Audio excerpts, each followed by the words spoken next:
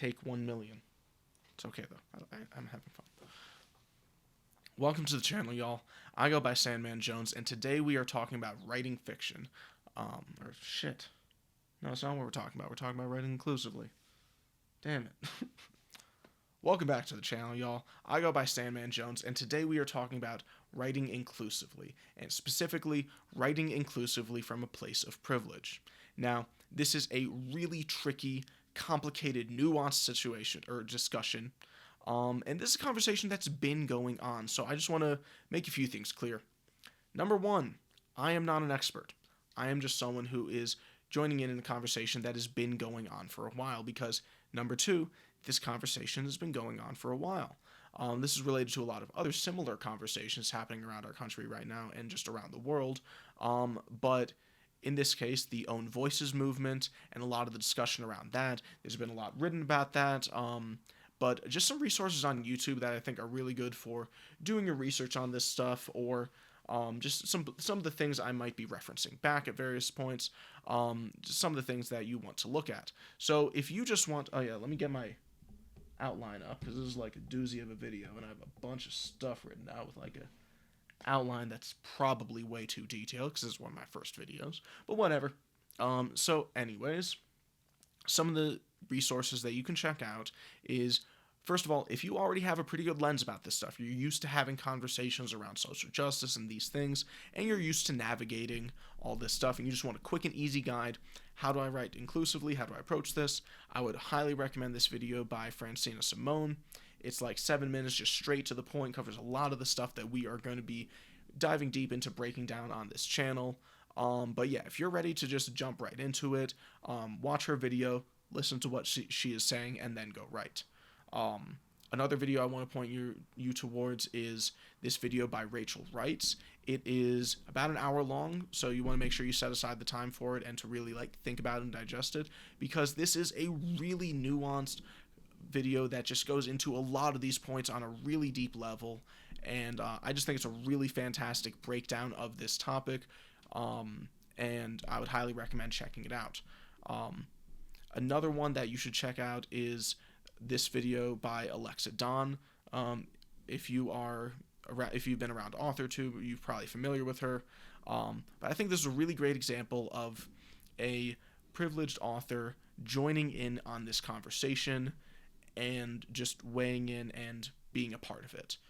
This is something I feel that we don't see that often. Like, if you look around on AuthorTube and just resources in general, you'll see most of the stuff about how to write inclusively is coming from marginalized authors. Now, just to make things nice and clear, I am going to use the term marginalized authors to refer to anyone that has a social marginalization. There's a lot of different ones. I'm not going to go give you a tour of it.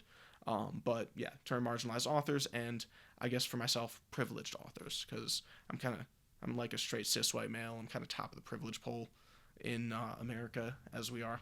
So part of what I'm talking about is joining in from that side and trying to break down for other writers who have other privileges, as well as writers who are marginalized, who just want to learn a bit more about how, in my opinion, it is best to break down stuff like white fragility and anti-racism and being a feminist and just navigating toxic masculinity and just that stuff, all that difficult, weird, nebulous shit. It's going to be about that too. So anyways, Alexa Dawn does a great job of weighing in on this conversation as a privileged person, because a really big point that comes up a lot that I just want to say here: it is not the job of marginalized authors to teach the rest of us how to do better. Let me say it again, just going to translate for not just authors. It is not the job of marginalized people to teach the rest of us how to do better. It is our job as privileged people to start learning, start breaking these things down, and start learning how we can be part of the solution instead of part of the problem. So that kind of brings me to where we are today, and just a little of the rationale about why I'm joining in on this, and I'll get into my personal experiences and why, even though I'm a pretty new writer, why I feel like I can weigh in on this and just what my experiences have been. So, let me get into what I'm going to refer to as the golden rule of inclusive storytelling.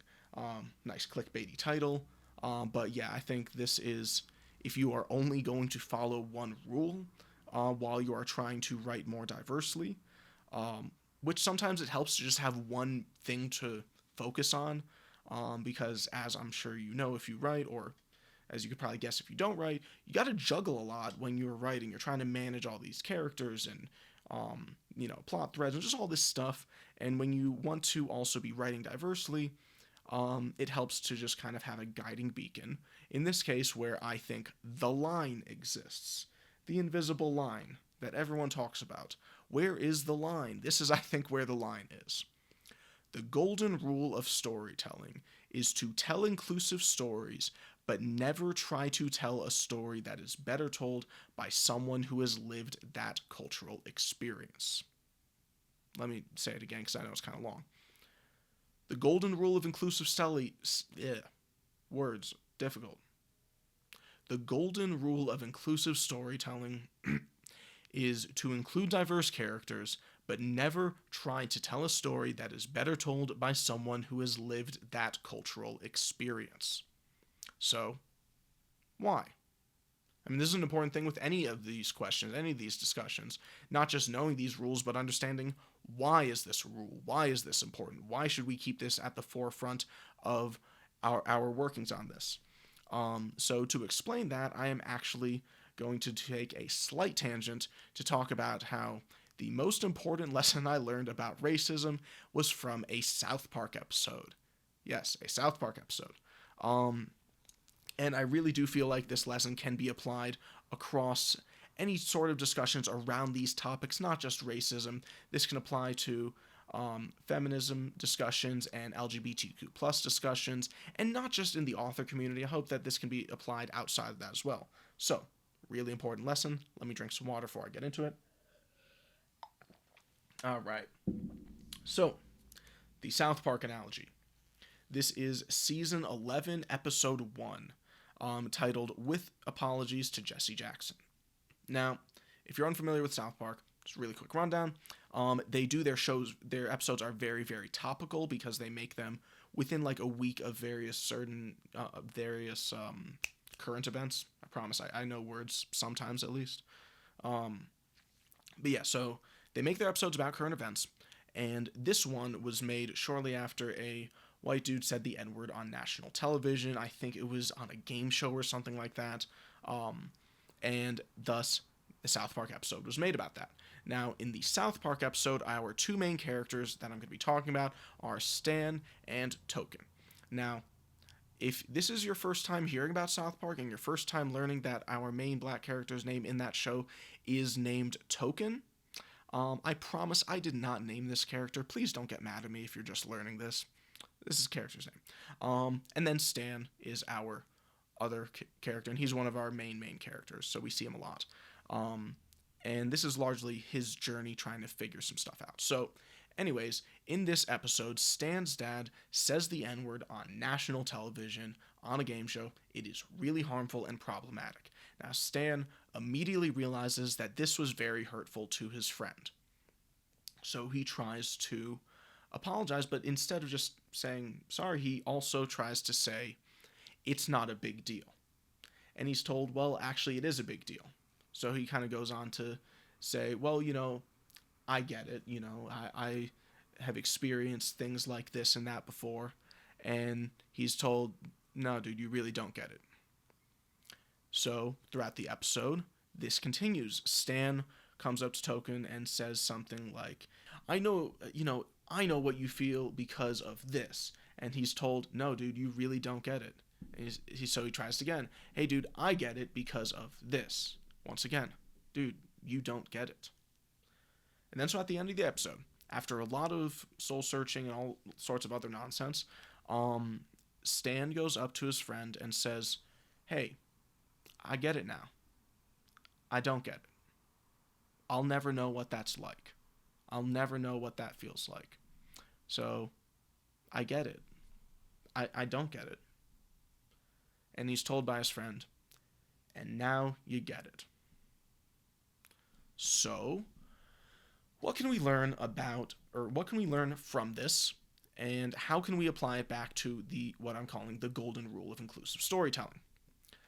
What we can learn from this is that if you have not experienced something, you can't know what it's like. You can research it, you can think about it, you can apply empathy, but you can't actually ever know what it's like. So, let me apply this back to our golden rule of inclusive storytelling. Let me make sure I'm getting my phrasing right. Yeah. The golden rule of inclusive storytelling, this is going to be the whole thing. Full deal. Include diverse characters, but never try to tell a story that is better told by someone who has lived that cultural experience. This is important because no amount of research and empathy can ever come close to substituting for the real thing, and if we try to do that, that is harmful and problematic. Now, there's way more to it than just that. There's also the whole publishing aspect, the whole fact that by telling this story, you are often like pretty much literally taking up a space for an author of privilege in the industry. There's a marginalized author. That's a whole separate discussion and something honestly I'd like to do more research on before really weighing in. But the golden rule of inclusive storytelling is to make sure we don't overstep. We don't want to overstep because we cannot know. So we now have the golden rule of inclusive storytelling, which I'm going to repeat once more. I'm probably going to edit some of this shit out. It's probably not going to be straight through like this, but we'll see. Maybe I'll just want to fuck with y'all. The golden rule of inclusive storytelling, full text. Include diverse characters, but never try to tell a story that is better told by someone who has lived that cultural experience. We do this because no amount of research and applied empathy can ever come close to substituting for the real thing, and to try to tell those stories is harmful and problematic because we don't know.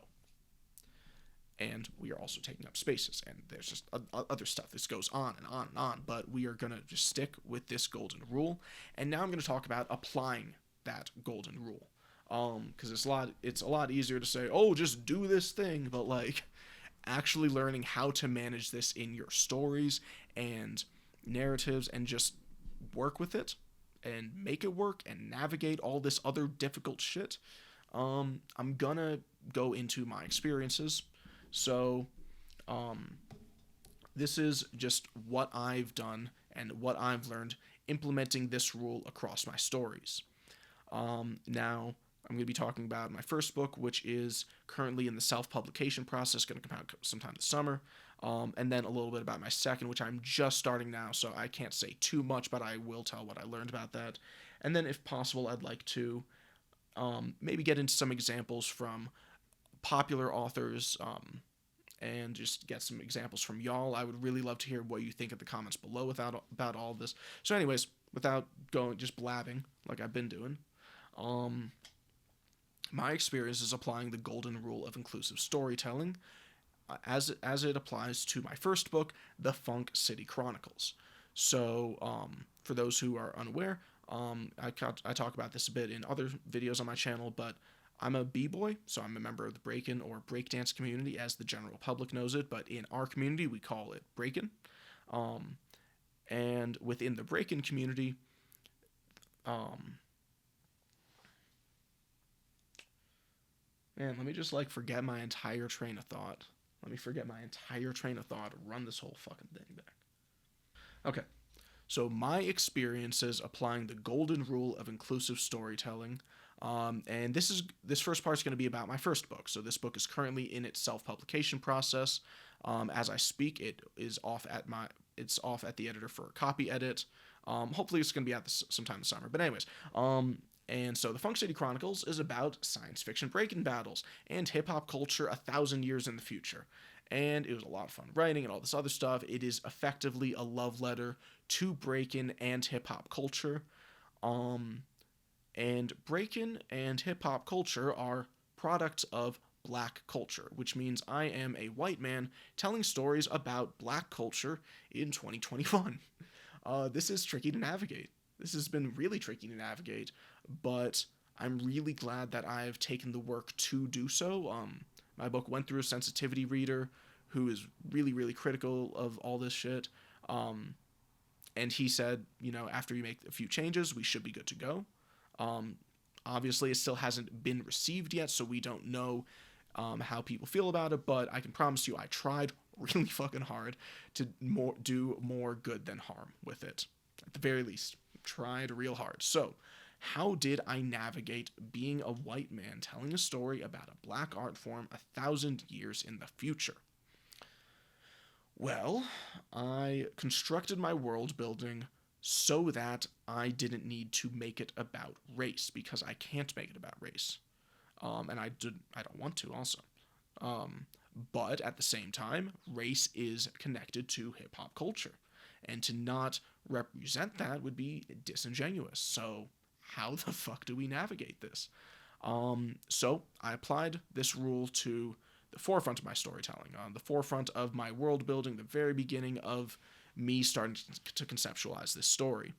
And I realized pretty quickly, if we have a bunch of alien races and robots and cyborgs and human all breakdancing and doing other hip-hop shit together,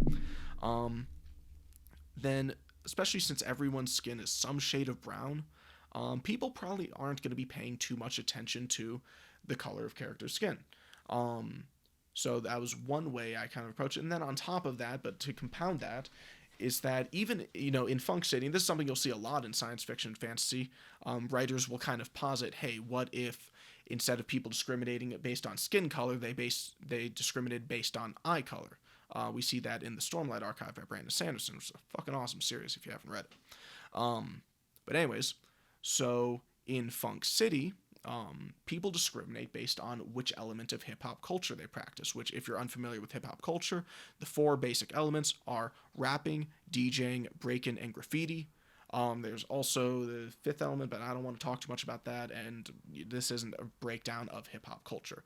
But I wrote a book about hip-hop culture, and in order to navigate this, my world building justified me not having to address the issue of race. So, we have robots and aliens breakdancing with the humans, everyone's skin color is some shade of brown, and on top of that, people discriminate based on something else. Now, additionally, without getting into any major spoilers for my book, there is a little element of some history erasure, censorship type stuff going on, and our characters do not know that hip-hop had its roots in black culture. Now, this is addressed eventually, but this is addressed from an outside perspective.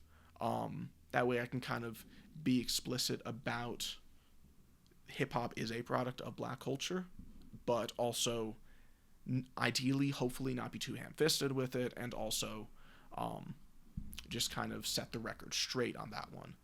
So with all of that, with the fact that there's a lot of other things to discriminate based on that's not skin color, people aren't paying attention to skin color, and they don't know about the significance of skin color within this specific art form, now I don't really need to talk about it. Our characters don't think about it. It's not really part of what they do. I can just tell a story about science fiction breakdance battles and hip-hop culture 1,000 years in the future and all sorts of other weird shit.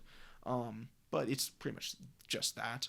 And so within this science fiction fantasy story, I was able to justify in my world building not having to address the issues of race, and also having our characters, they all have brown skin, so they are effectively representative of the culture that this is related to. However, they don't know the significance of that, so I don't have to talk about that. I don't have to address that, except once for clarification, kind of from an outside perspective. Not going to say too much about that, but maybe once the book is out and we can have spoiler conversations, maybe we'll dive a little deeper. So that was how I navigated it with Funk City. That was easier than figuring out what to do with my second, because for Funk City, since it's science fiction fantasy, I can I can construct the world. I can change things about the world. I can fiddle with shit with the world. It's fun. I enjoy doing that. And it makes it so I was able to follow the golden rule of inclusive storytelling and not overstep. Tell an inclusive story, but nobody has the cultural experience of breakdance battles against robots or aliens.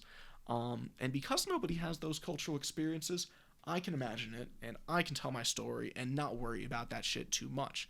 Now, let me also mention, in case you somehow got this far in the conversation without knowing, get a fucking sensitivity reader. Get a sensitivity reader who's going to be honest, who you know is going to apply the proper critical lens. This is something kind of tying back to an earlier point about how it is not on marginalized people to carry the onus of this conversation. We as privileged folks need to be having this conversation as well. And, if a marginalized person talks about this and weighs in on this, especially for free, especially in, some of the videos that I linked earlier, such as the one with Rachel Wrights or Francina Simone or Alexa Don or any of these, especially if you are talking to this person about marginalization, they are doing free emotional labor for you. Free emotional labor is exhausting, and they're doing it for free. So we don't want to expect marginalized people to do free emotional labor for us in helping figure all of this out. So instead, we pay someone to do that emotional labor, someone who is going to apply that critical lens. In my case, it was a member of the dance community who's a huge activist. Jade Soul-Zuberi started up Freedom Movement, which is a kind of the organization that is having these difficult conversations in the dance community. I'm going to link it down below as well. Please check it out. Support that. Have those conversations if you're a part of this community. And if not, listen in and see what you think.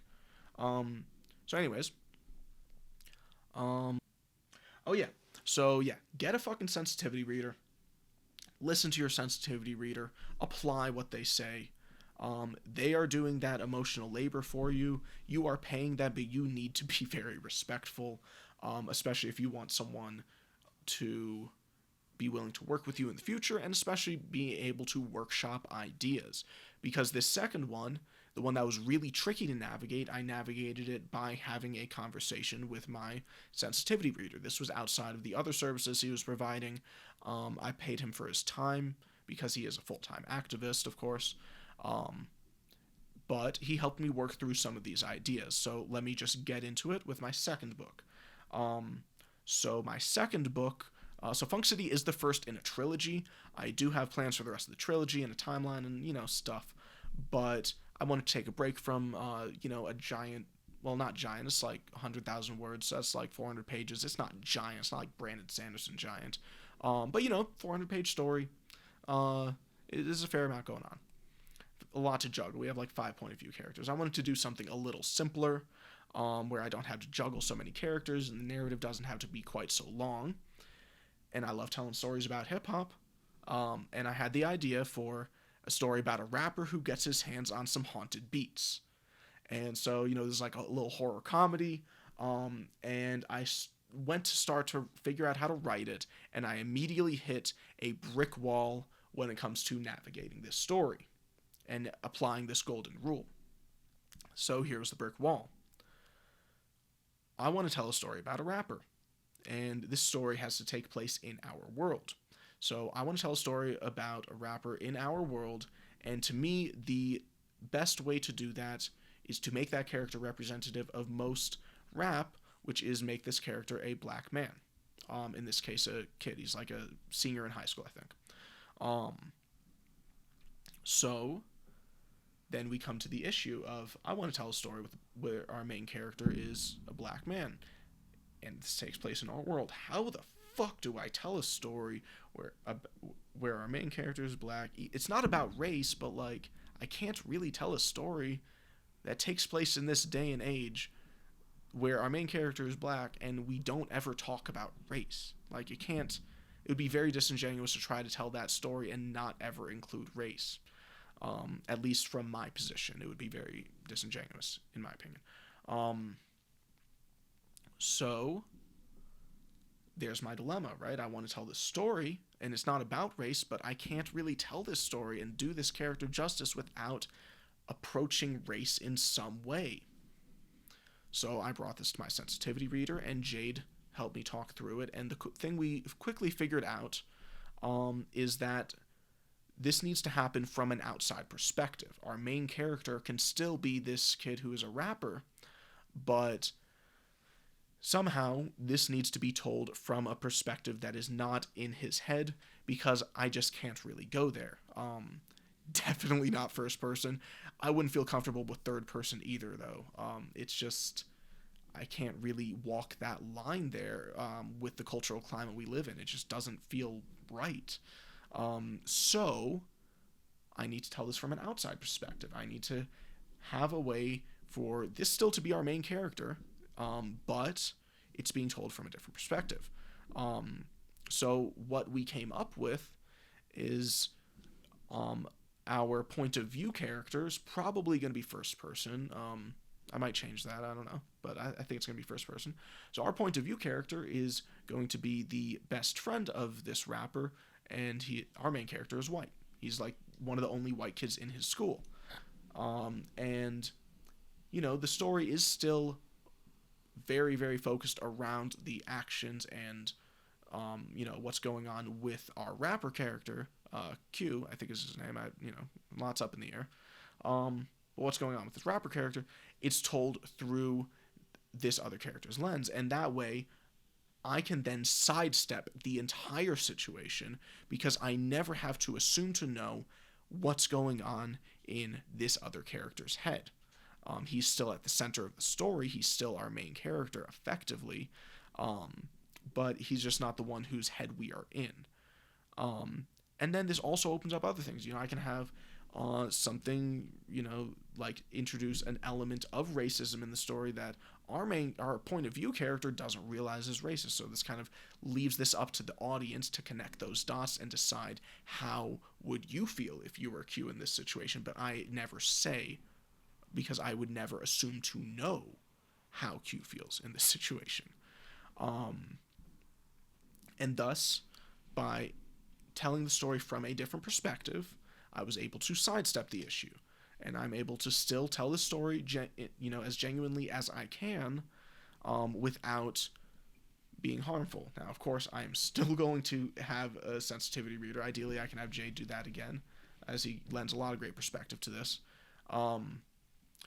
But either way, gonna get a sensitivity reader, gonna be willing to change a lot of this stuff, and I'll make a separate video where I talk about my experiences working with a sensitivity reader, specifically navigating the kind of sense of white fragility that comes with this, and just the anxiety behind all this. Probably gonna cut this section out, but I'll just say it anyways.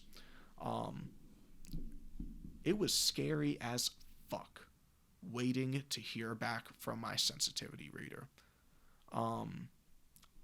I know I worked really hard to make sure that the Funk City Chronicles was told as genuinely as possible, and I, did all the steps I could.